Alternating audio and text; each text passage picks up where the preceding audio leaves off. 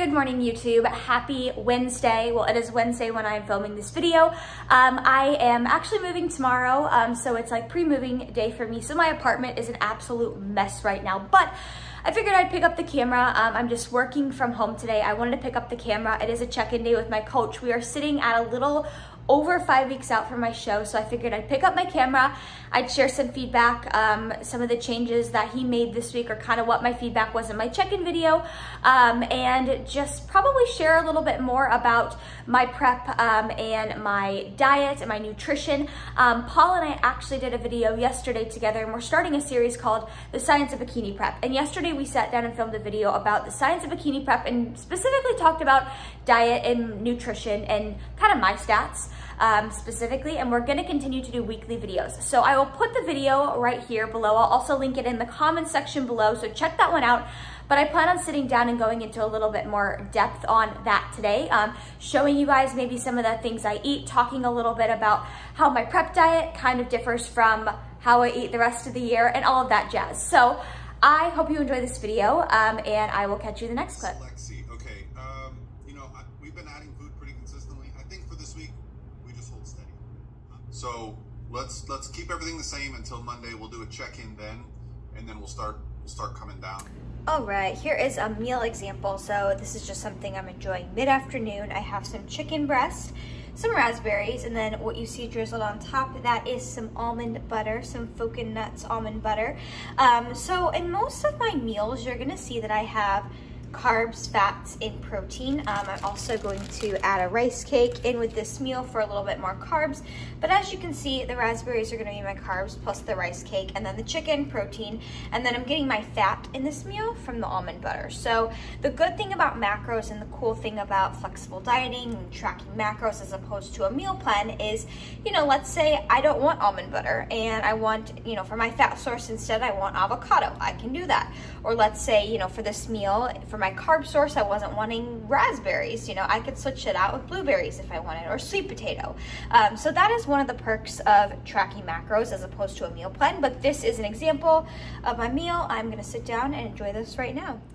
Okay, this is a very random clip, but I mentioned that I'm moving tomorrow, so I'm just like going through kind of packing, getting all my important documents together, and one thing I need to take tomorrow is my vehicle registration, and I think I just figured out that it's expired. I'm kind of like new to this whole adulting thing, right? I like to think I have a good head on my shoulders, but like there are a couple little things that like I've just never been taught, so I don't really know about. So the moment of truth, I'm about to go out and check my license plate to see if my license is expired, which means I've been driving around with an expired license plate for over 6 months, never been pulled over. So the moment of truth, we shall see here in a few moments. All right, we're back. Well, unfortunately, not quite the update I was hoping to give. I did indeed go check my license plate, and out of pure innocence, I've been driving around with an expired license plate since November. So now I need to just figure out what I need to do before tomorrow. My dad keeps telling me, don't worry about it, you can't control these things, but like, Dad, I need to know what to do next so I can fix this issue. So deep breaths, we'll figure out what happens next and go from there. All right, Sweaty Mess Express coming at you, but I did just do my cardio. I believe in the last clip I told you guys about my little panic situation as far as having to go get a new license plate. So I'm going to renew my license renew my license plate, whatever, adulting.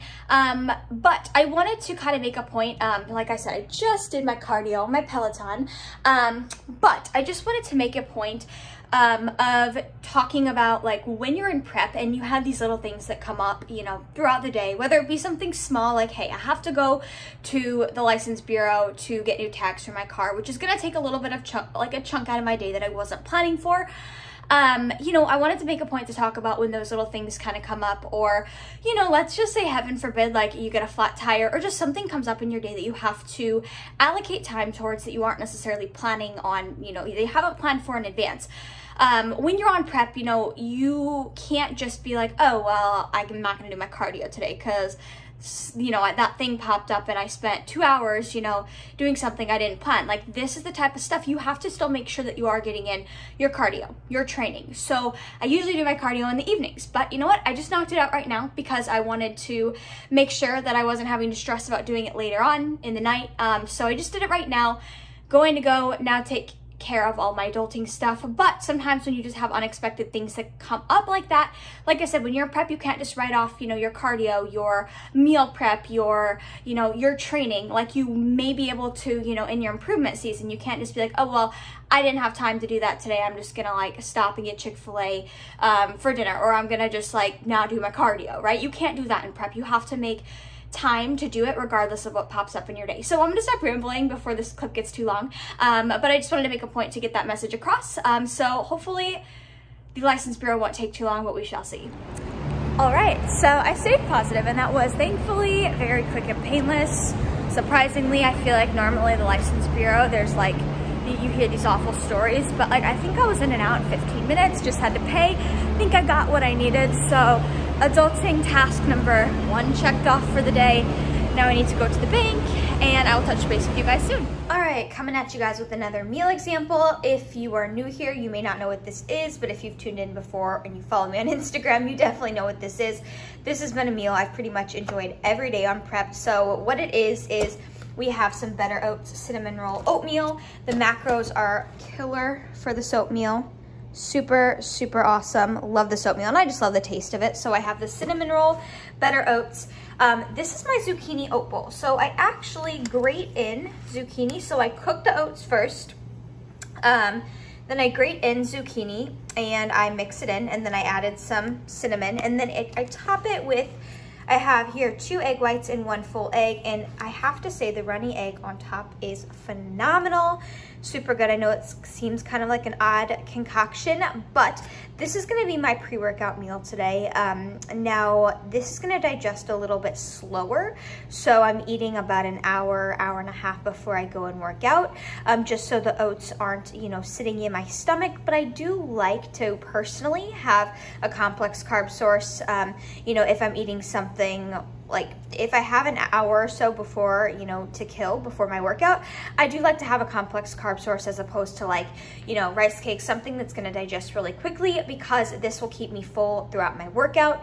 Again, I'm going to enjoy this pre-workout since I'm going to work out in about an hour or so, but this is one of my go-to meals. And again, I know that the zucchini and the oats sounds very odd, but don't knock it till you try it. You get your micronutrients in as well, and you hardly even taste the zucchini. So that is another meal example.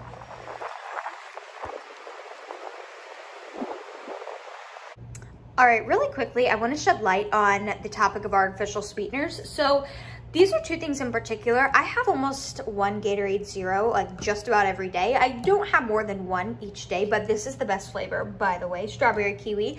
And then I have these Crystal Light packets, and then I'll add them to my water. Not all the water that I drink, but I will add them to my water just to flavor it.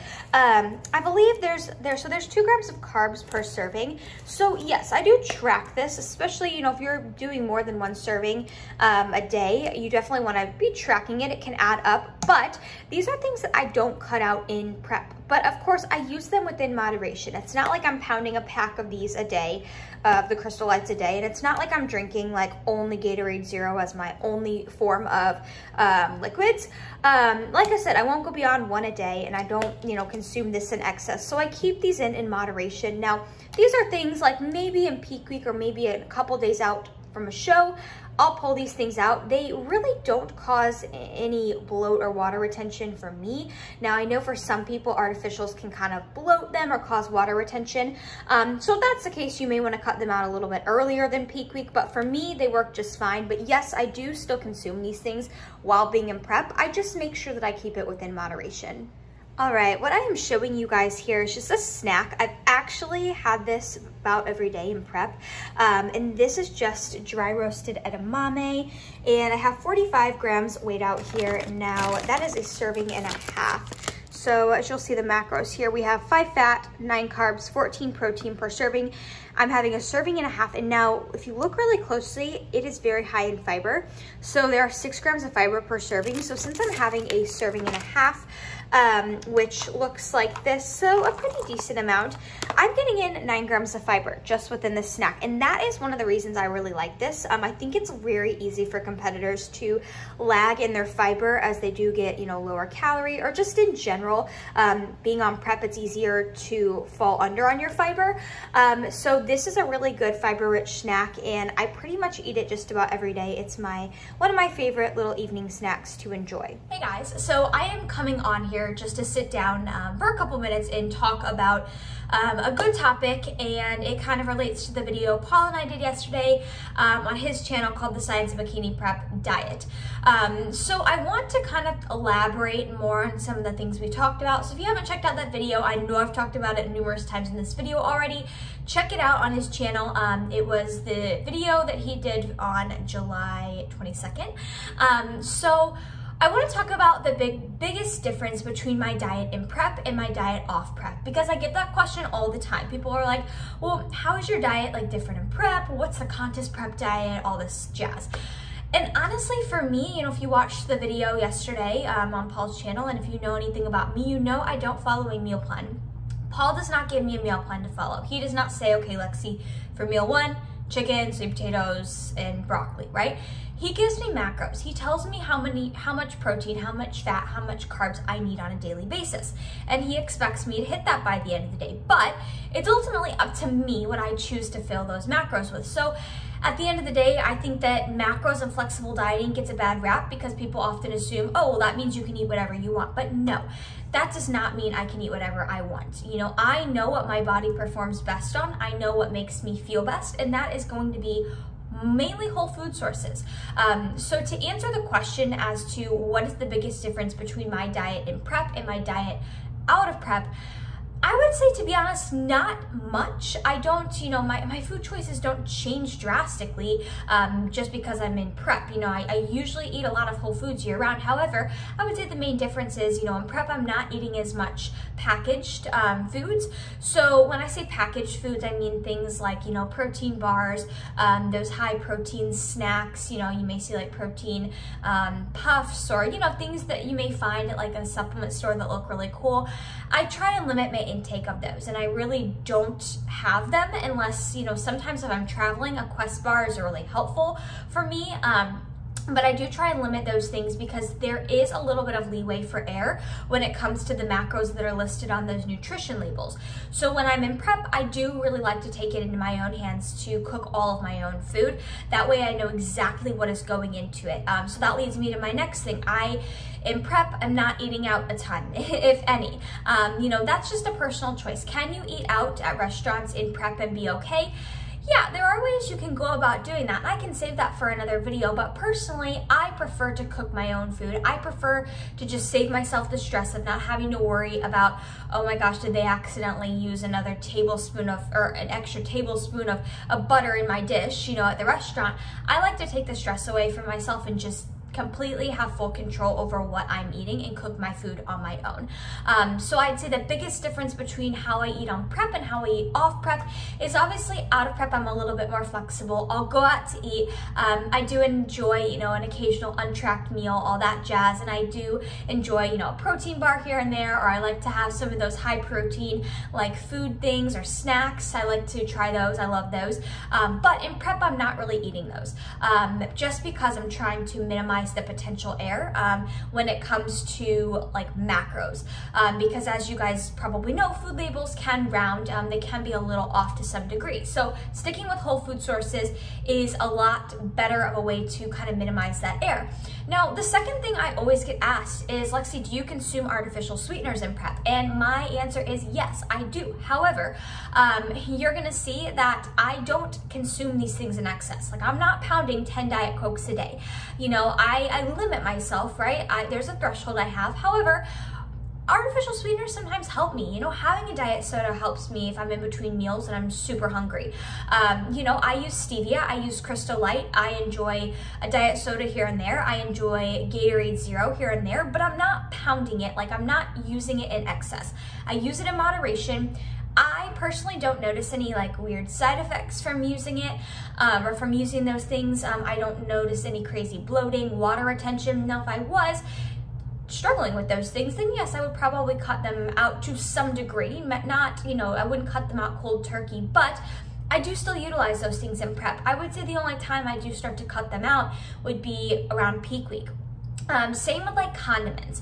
I think that sometimes people think that like, you know, once you start prep, you have to completely just like cut out all of that stuff because your body is magically going to start like responding adversely to it. And that's not the case, you guys. Just because you're all of a sudden going into contest prep doesn't mean your body's going to like all of a sudden start having a weird reaction to stevia or start having a weird reaction to mustard, right? My motto is everything in moderation, and if it hasn't given you an issue in the past, then chances are it's not going to just start randomly giving you an issue. I just do try to minimize artificials during the week of peak week. So those are kind of the main differences when it comes to my diet on prep and my diet off prep. Like I said, I do follow a macros approach. I love having a macros approach. I do somewhat kind of create my own meal plan. So each week, you know, I tend to eat the same things, you know, each day of the week, and then I'll change it up each week just for simplicity reasons. So in a way, I'm kind of creating my own flexible meal plan. You know, Paul gives me my macros, but I get to choose what I'm filling with those macros. And I do tend to eat the same things each day of the week and then switch it up each week. So in a way, I'm creating my own meal plan. It's just a little bit more fun, flexible. I get to choose my food sources. So hopefully you guys enjoy seeing some of the meals in this video, and hopefully you enjoy this video, but wanted to sit down, chit chat a little bit more about my diet on prep versus my diet off prep. Again, not that different, just a couple of little things. So I will catch you guys in the next clip, and thanks for listening.